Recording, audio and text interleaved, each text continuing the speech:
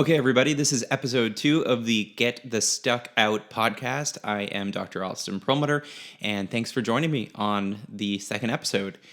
The goal of this podcast, again, is to explore the reasons why we get stuck, the pathways to becoming unstuck, and to use questioning, use the power of questioning to try to discover what the solutions might be that we're missing. And I want to thank everybody who provided feedback for the first episode. It's been very helpful. If that's something that interests you, or if you haven't heard the first episode yet, you can check that out on my website. It's austinperlmutter.com, and you can either click on podcast at the top or just /podcast, so austinperlmutter.com /podcast. This episode will be a shorter solo show. The goal is to cover some of the basics of behavioral change and where I'm at as far as understanding this really important topic at this point. It's more of an outline, it's a teaser for future content, but I think that if you are interested or other people you know of are interested in behavioral change, this episode will be a great place to start because we're going to cover some of the key basic concepts, and then I'll also be talking about where we're going to go next. What is the type of information that I think might be valuable? What are the types of questions that we should be asking as it relates to creating lasting behavioral change? So if you like this episode, let me know. Subscribe to my YouTube channel. This is going to be posted as both a video and as an audio file, so you can get it either way. There should be lots of great new content coming up in the next few months with, of course, guests and outside input, which is so important. And I'm always appreciative of your feedback. Okay, well, let's get started. If you followed my content, you probably know that I'm very interested in the idea of behavioral change. How do we create lasting behavioral change? So much that's out there right now is telling us what we need to do differently, and so many of us are having trouble making those changes a reality. So I view the inability to successfully involve ourselves in behavioral change as one of these key stuck points. It's something where we say we want to do one thing and yet we consistently do the other. So we really need to focus on finding solutions to this topic. The current narrative around behavioral change is very simple and very unhelpful from my perspective. It's basically, if you know what needs to happen and you don't do it, this is a willpower issue. If you lack adequate willpower, the reason you didn't follow through on the behavioral change is very straightforward. It's a fault in character. And this, of course, leads to blaming ourselves, blaming other people for the inability to successfully stick to changes in behavior. I've seen this exact scenario play out so many times in the medical world. In clinical medicine, we have these words that we use actually for this very, very specific scenario, things like non-adherent, non-compliant. And those are basically just terms, medical terms, that imply that the patient had a lack of follow-through and really a lack of willpower. And so, as you would expect, and probably as you've experienced, there's a lot of blaming going on and not a lot of behavioral change. The thing is, I want to be clear, behavioral change is really hard. It's really difficult. And I know this for myself. You probably know it for yourself. It's much more than just telling yourself the reasons why you want to eat healthier and expecting that you're going to eat healthier. We know junk food is bad for us, and yet we still eat junk food. And so there's got to be more to the story. It's like setting a New Year's resolution and then expecting that we just follow through. It's just not working out for us. And expressions that are so common in our society, things like just do it as it relates to behavioral change, just don't work. It doesn't translate into that much real change. So as is always the case, in my explorations of these types of subjects, I think we should start with questioning.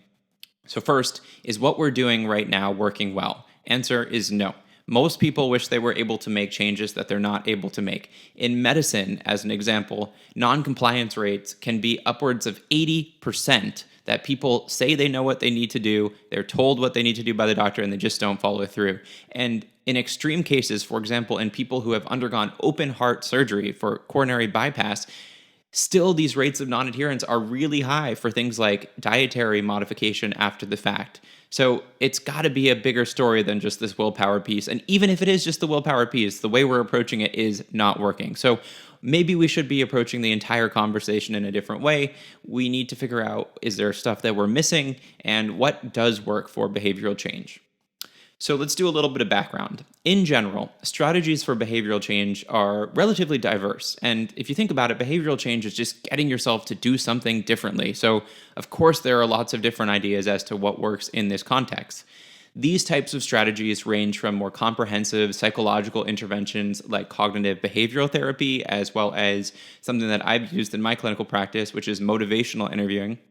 And then things like reward-based models, so positive and negative reinforcement, peer support groups, coaching strategies, nudging strategies. This is something in the field of behavioral economics. I think it's fascinating. But there's also more straightforward concepts, things like just goal setting and personalizing your messaging.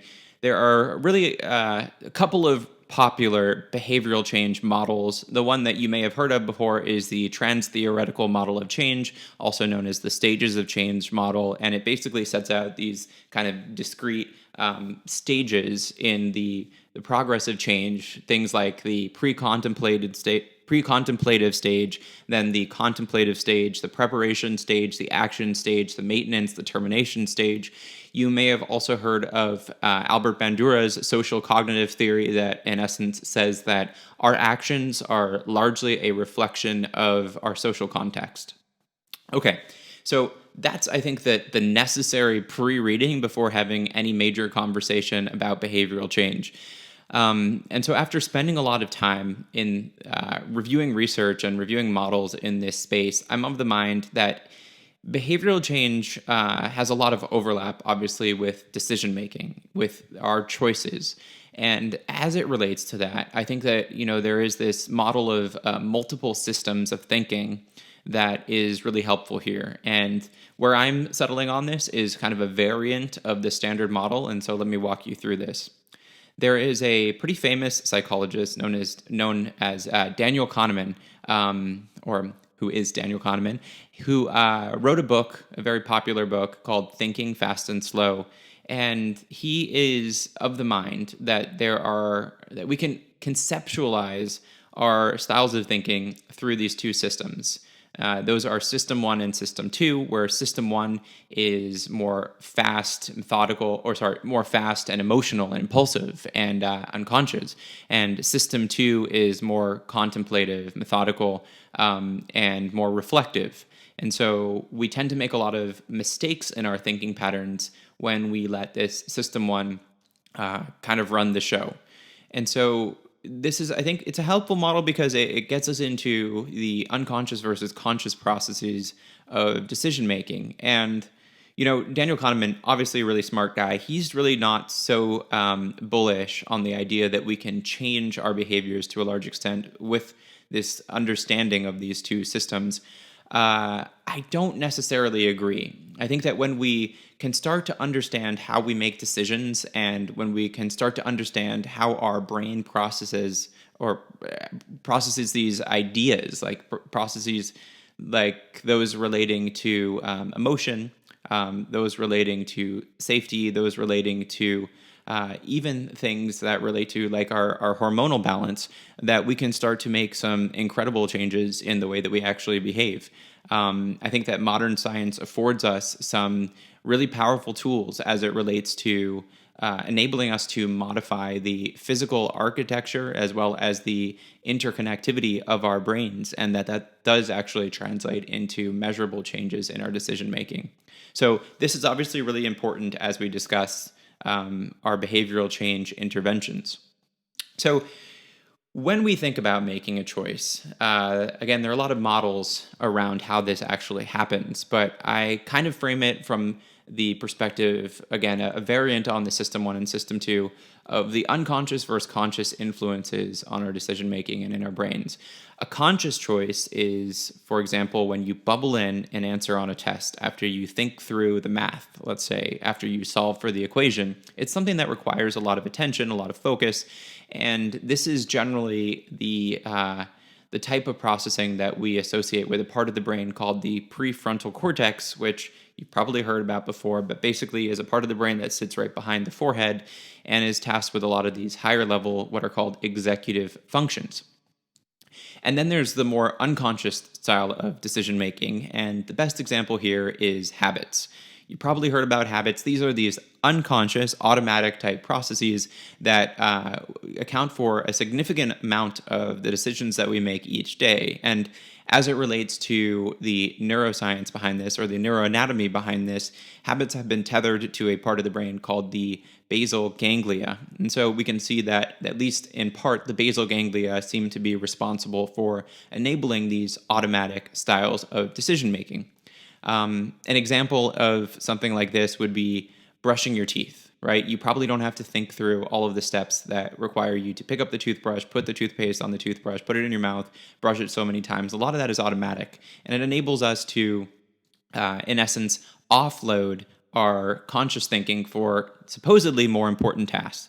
And, if you want to test this, see if you can get yourself to only focus on brushing your teeth. So how many brush strokes you're putting in, how much toothpaste you're putting in, and not get distracted by the other thoughts in your brain. It's actually really hard.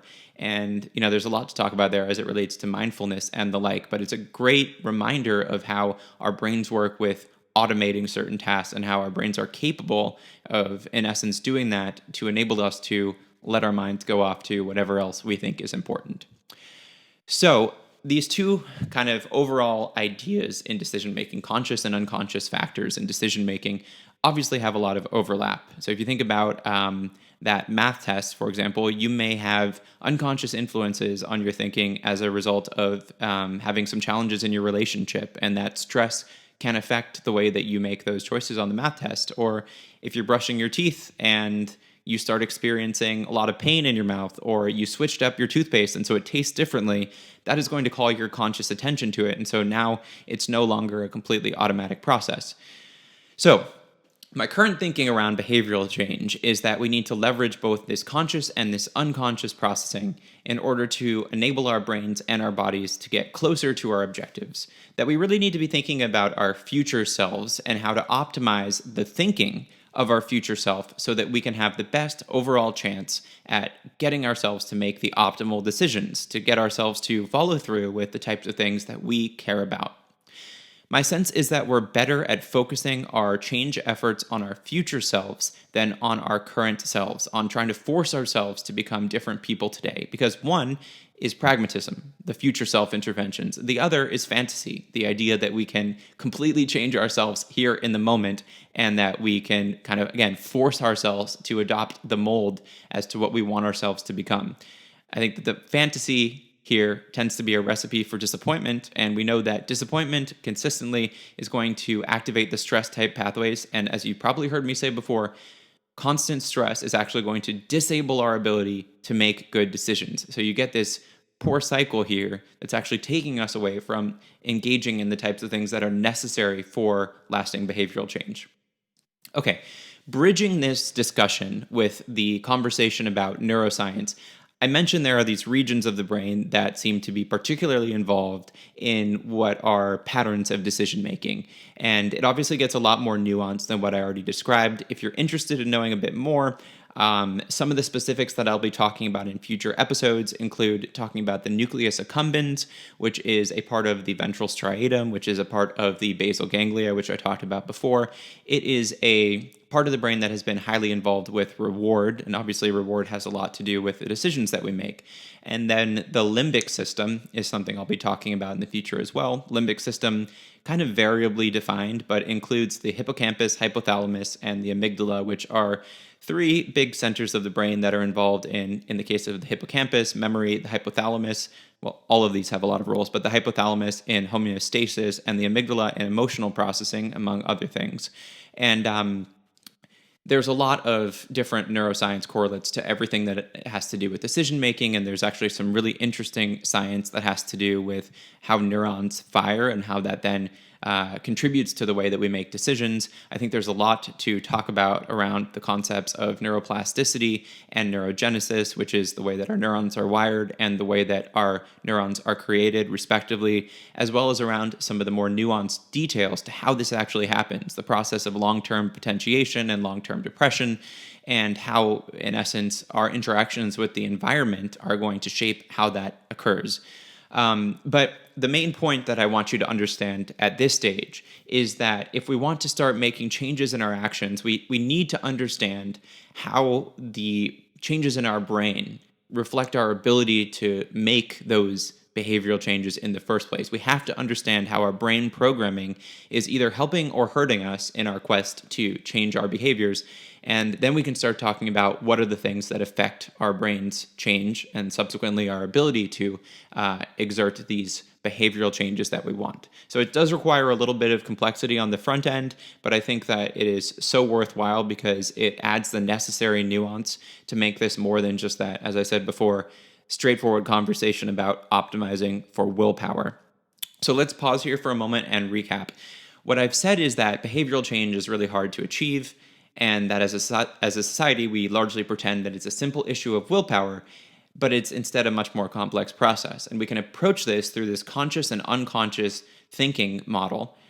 We can get insights into our decision making through these two systems. And we can, by looking at the neuroscience of decision making, start to modulate through our lifestyle changes the necessary steps to enable us to stick to the things that we care about. The question becomes, so what? This is all interesting. What is pragmatically useful? I want to stop eating potato chips, so does learning about the nucleus accumbens do anything for me? If this is where you're at, if you're really asking, how does this actually help me, that's fantastic, because I think it is so key that we have a place for intellectual discussion, but also that we have a place for pragmatic conversations about what actually works. To this end, in this podcast, I'll be devoting a lot of time to exploring the practical steps that we can be taking for changing our behaviors through the lens of the frameworks that I outlined above. The first step, I think, is to get past the illusion that willpower is the only thing that matters, and instead to get under the surface as to what changes our decisions. How much of our decisions are really made through conscious thinking? There's an interesting overlap here with the concept of free will that I may or may not get into as it relates to decision making, but I really want to focus on the questions that we will be exploring for how do we get to successful behavioral change. If we're willing to explore ideas that make us uncomfortable, if we're willing to try things that we've never done before, are there major improvements that we can make to this really significant feature in our lives, which is that we need to change our behaviors to optimize for the things that we care about. So then questions like, what is the role of enlisting others in helping us to make changes? How do we increase the odds that our unconscious decisions favor the behaviors that we are trying to create? How do we use our seemingly limited conscious thinking in order to influence our unconscious thoughts? Are there psychological blocks that we need to think about? How do our hormones, neurotransmitters, do our microbes and our microbiome affect our choices? What about marketing influences? And how can we structure our lifestyle changes to support our behavioral change? My plan, as it relates to all this, is to speak to a variety of experts across these fields, like psychology, neuroscience, and even marketing, to gain insight from them as to what they think actually works to create behavioral change and why do they think it works. And I'll especially pay attention to situations in which we or even I are using words like should in place of evidence, in place of our actual experience. And I want to really focus on the pitfalls of the modern day that make it harder for us to follow through on getting to the things we want. Okay, so again, this was my overview of where I'm at with behavioral change, some of the major ideas, and some of the next steps that I plan to take in this podcast and in general to help educate myself and hopefully, if you're interested, to educate you on what you can do to successfully change your behaviors. This episode will be posted as a YouTube video. It'll also be, again, an audio file on SoundCloud. To access this or any other episode that you might have missed, check out my website, austinperlmutter.com. You can see on the top a link to podcast, or it's austinperlmutter.com/podcast.